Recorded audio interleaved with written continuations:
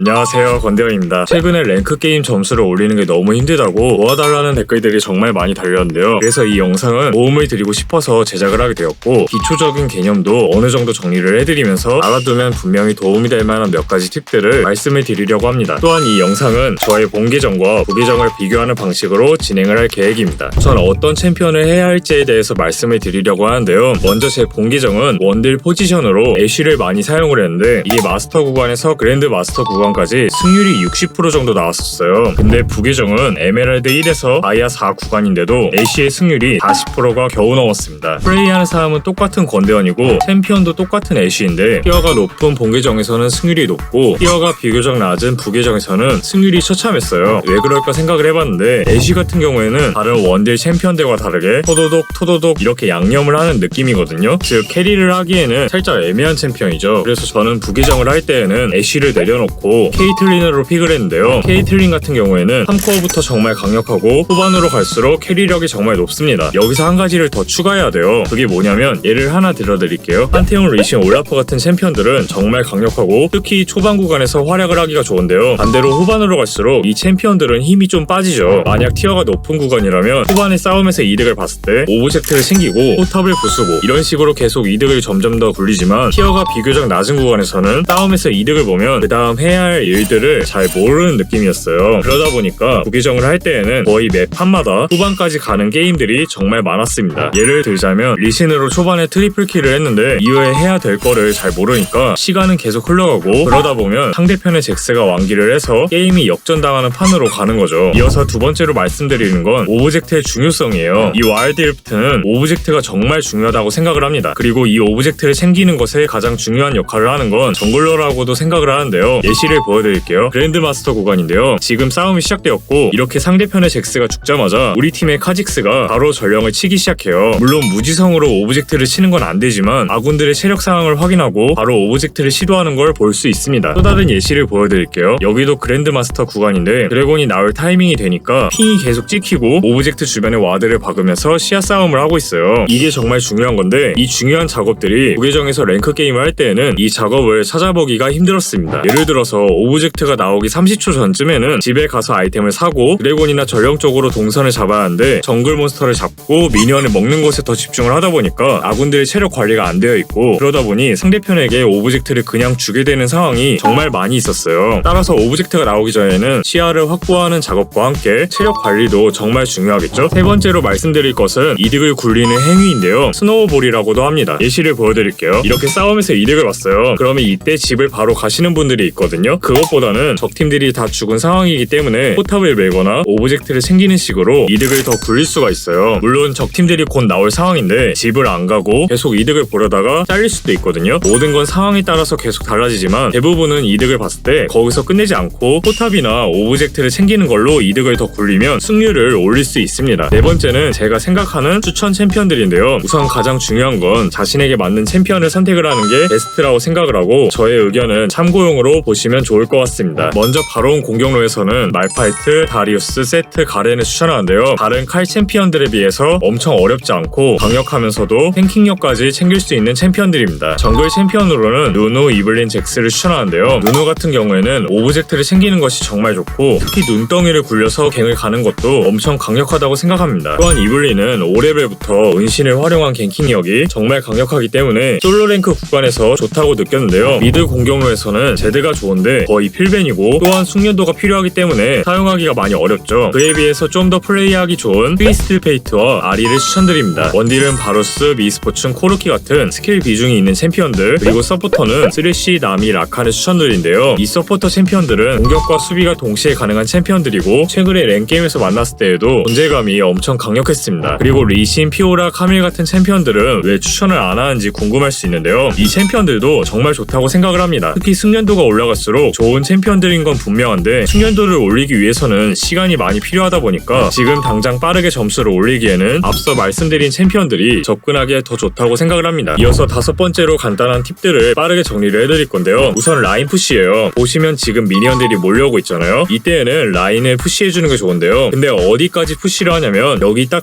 중앙선까지만 푸시를 해주는 게 좋습니다. 상황에 따라서 달라지겠지만 여기 중앙선을 넘어가는데 주변에 시야가 없으면 적에게 죽게 되겠죠. 또한 적들이 유리한 상황인데 여기 중앙선까지 밀겠다고 진입을 하는 것도 위험해요. 정리를 하자면 대부분은 중앙선까지 푸시를 하지만 적들이 나를 신경을 안 쓰거나 주변에 시야가 있는 경우에는 더 깊게 푸시를 할 수 있습니다. 또한 이득을 분배하는 것도 중요한데요. 지금 보시면 미드랑 아래쪽에 미니언들이 몰려오고 있잖아요. 근데 야스오, 이렐리아, 애쉬가 있습니다. 여기서 이 3명 모두가 아래쪽이나 미드로 뭉쳐서 가버리면 이득 분배가 안 돼요. 더 이득을 보려면 나눠줘야 되는데요. 야스오는 미드, 이렐리아는 아래쪽, 애쉬는 레드몬스터를 먹는 식으로 나눠지는 거죠. 그리고 이때 서포터와 정글은 함께 다니면서 주변 시야를 계속 잡아주는 식으로 운영이 가능합니다. 마지막으로 저는 리플레이 보는 걸 추천드리는데요. 저 같은 경우에는 편집을 하다 보니까 제 플레이를 계속 반복해서 보게 돼요. 그러다 보니까 제가 실수한 부분들을 찾게 되는데요. 예를 들어서 시야가 없는 곳에 그냥 들어간다던가 아니면 드래곤 쪽에서 싸움이 일어났는데 미니언을 하나만 더 먹고 가야지 해서 합류가 늦어지는 이런 문제점들을 발견했습니다. 또한 리플레이를 볼 때 우리 팀이 던지는 걸 찾아보면 안 돼요. 왜냐하면 어차피 던지는 사람들은 매판마다 새로운 사람들이고 그분들을 찾아보면 저의 멘탈만 나오거든요. 자신의 플레이를 봐야 합니다. 정리를 하자면 저는 크게 3가지를 고치려고 노력을 했습니다. 미니언을 먹다가 주변에서 싸움이 일어나면 미니언을 버리고 바로 합류하기, 시야가 없는 곳에는 절대 들어가지 않기, 적의 스킬이 빠진 타이밍에 딜 교환을 하기. 여러분들은 저보다 훨씬 더 잘하실 수 있습니다. 원승하시고 행복한 하루 되세요. 파이팅입니다.